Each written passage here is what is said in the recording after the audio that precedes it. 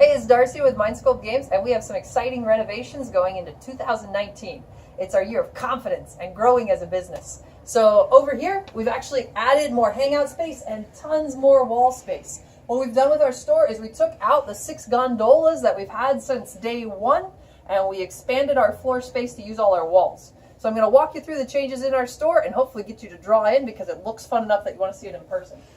So over here we have our Warhammer. We have a whole glorious wall of Warhammer.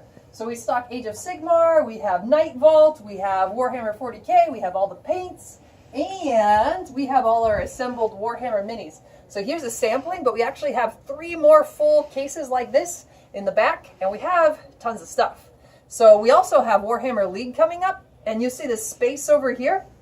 We can put our Warhammer tables right here. We can make a Warhammer table over there. By moving, we used to have 6 tables just in this section right here. And by moving those, we actually went down to 4 tables, but we still have a 5th one in there. But we have much more space, so it's easier to come in and talk to a friend who's playing cards. It's easier to move around. And plus, we got to use these walls. So now, we kind of have organized board games. Look at these. We got a lot of front-facing games. We got a lot of visual games. But you can come over here and you can say, I want a Risk Variant Conquest type game. Almost a whole shell of it. Okay, so we cheated and there's a couple deck building games down there, but deck building is right here. Now I might make labels, but that's only if I can stick to my organization system. But right now you can find Legendary and Dominion in the same spot. You can get Ascension, one of the original deck building games, or Aeon's End, or you play Doomtown. There's tons of variants for deck building games. You say, hey Sculpt, I want a deck building game. We walk you right here and you look at 30 different versions. Kind of cool, huh? Then we have a bookcase of civilization builders, resource acquisition type games. So we have Century Spice Road, we have Azul, we have Viticulture. Now, of course, we have Catan, Carcassonne, Ticket to Ride. All that's on our bestsellers rack over there. But we have tons of board games here. We have a space section that features Star Wars, Twilight Imperium, Terraforming Mars. We have a horror section with Betrayal at House on the Hill, Eldritch Horror, Arkham Horror. Betrayal Legacy's been selling real hot. You want to play a legacy story game that's supposed to chill your bones? We also have over here a fantasy section. So we have our Lord of the Rings, Talisman. Actually, Daniel and I played this last night, and this is how cool we are on New Year's Eve. This is probably what we're doing with our friends tonight. Board games. You too want to come shop? So we have those bookshelves here. Plus we have history-based games over here. So there's some historical simulations of wars. There's Through the Ages, where we play basically a civilization game. But most of these on the back say something like, in the 19th century, you are working in the oil industry. And then you play some type of historical simulation. Now this feature right here, I'm actually going to put that on the back. Because sometimes to love a board game, you got to read the back. Come touch them at Sculpt Games. Way better than online shopping.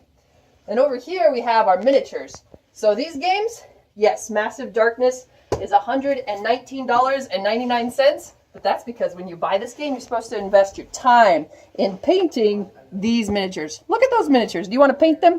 There are 6 of that dude and 12 of that dude. I don't know if you want to paint all of them, but we have miniatures games on the shelves over here. We also have another rack that we haven't quite decided what to do with. We made so much space that we're trying to figure out what to do with it because we have more space than we've ever had. It's basically because we moved these 6 tables. We went down to 4. We pulled out our gondolas.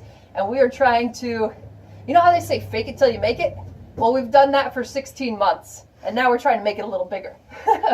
So over here we also have our Munchkin. This is a whole full thing of Munchkin. I sold $200 worth of Munchkin to one person this week. They're going to have a lot of fun this month. It's a great New Year's game, by the way. If you want to come pick it up, you can stab your friends in the back, sober or drunk. It works. Good game. Now over here, now we're still in construction. I did tell you that. So these tables, Jordan is working on changing the racks, and he's holding the camera right now. But over here, we have more board games. So we have our bestsellers rack over here. So this is the Asmodee Stockist bestseller. Most of it's over here. Some of them are categorized over there. But we have lots of versions of Catan, lots of versions of Ticket to Ride, 3 of which will arrive later this week after Christmas restocks. But our bestsellers, the games we've played the most, are probably over here because, you know, we get samples of the bestsellers and we play them. And we have more board games. Pokemon's still over here. We changed our bulk rack a little bit. So we got Yu-Gi-Oh! On the bottom 2 levels. We got Pokemon and Final Fantasy. And then we got Magic. And eventually we'll have empty BCW boxes up here. But we condensed our bulk. So right here used to be a big, messy 300,000 cards worth of Magic, and now it's Dungeons and Dragons. So we have all of our Dungeons and Dragons 5th edition books front facing. Do you want a player's handbook? Does this make you want to play The Rise of Tiamat? Do you want to go on a dragon heist or Dungeon of the Mad Mage? You can kind of look at the pictures and tell, which is cool. Also in the same area, you can pick up miniatures for Dragon Heist, or maybe you'll get Guildmaster's Guide to Ravnica and pull out miniatures from Magic the Gathering. Those might be my favorite because I'm sentimental, but Ravnica is one of those sets.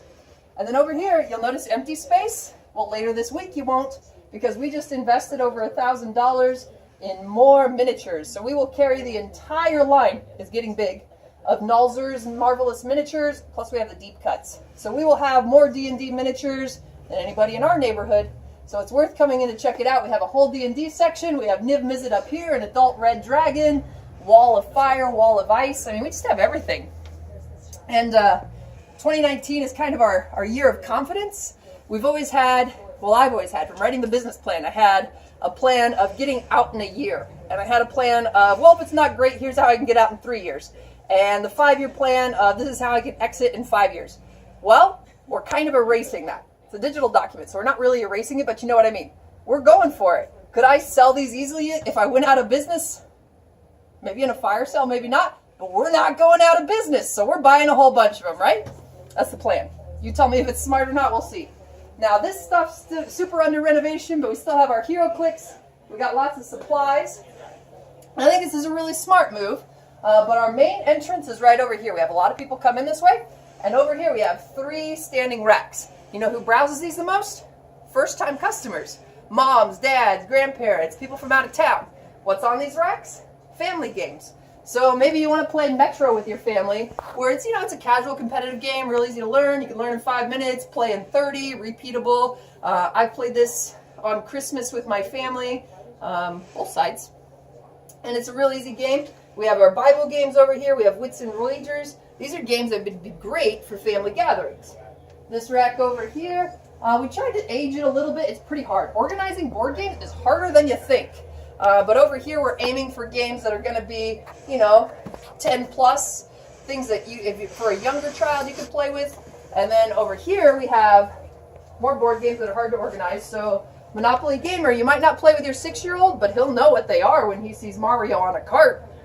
But we also have over here our games, our Hobbit games that are age 2 plus. So this is the little kids section, and that just kind of ages up. But really, when you walk in the middle, all of this is family games. And why are we doing that? Well, there's 2 things we're trying to do in 2019. We're trying to be relevant to more people. You know those people that played Magic the Gathering for years before we opened up? They found us. You know those people that started playing when we opened up because their friends were excited? They're happy customers. But you know what we want next? We want to increase the nerdiness. We want to spread the gaming. So we want you to walk in this door and find something that's for you. So that's why we have this section over here.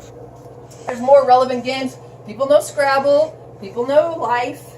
People know Star Wars. And over here, which is, I'm 10, 15 feet from the door, we have puzzles. And we actually have tons of puzzles. I think today I put in an order for 60 more puzzles, which if I did my math right, it fits. And if not, Jordan will have a fun time racking them. But we bring in these Eurographic puzzles, and they are gorgeous. They are cool pictures. They are nice, high glossy pictures, and they're blue-backed puzzles, so they're not going to fall apart. They're great puzzles. I like them. Last time I did a puzzle video and showed it, somebody saw the cupcake puzzle and came and bought it like the very next day. My daughter said it was her favorite, but she still let the person buy it. But we will end up with over 100 of the Eurographics puzzles. We have puzzle glue, we have puzzle sheets, we have sorting trays that are coming back, we have rolling mats, and I actually ordered 6 puzzle rolling mats. Before I've only stocked 1, but these Eurographic puzzles in December sold so hot, and I can't get those puzzles from just any distributor, I have to order direct, that I figured I would go ahead and deep stock. So we're serious about being puzzles, right? If I were to go out of business tomorrow, could I sell puzzles real easy on eBay?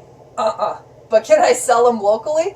Yes, because people want to touch these boxes. People want to go home and with their family complete a fine art collection puzzle, maybe glue it, maybe use a puzzle sorting tray on it, but they want the experience of browsing in person, having somebody helpful, friendly to help them out, having a place where they can go locally and grab puzzles, it's worked. Now, we did boost a Facebook post, and we targeted only people within 25 miles driving that liked puzzles or puzzle variants on their Facebook feed. And you know how many people came in and said, I saw it on Facebook? More than like any other post. There's puzzlers in Kansas. Go figure. So we're bringing in fishing puzzles, gardening puzzles, hunting puzzles, you name it. If we think people in Kansas do it, we're targeting you. We want you to walk in our store. So we have more puzzles over here. We have a bathroom that we clean on a regular schedule. And now, this is our newest section. The product's not exactly new. It's still in progress. Like, we're sorting through some of these. But this is our comics section. So if you know Spider-Man, Hulk, Iron Man, or Superman, then you know something inside our store.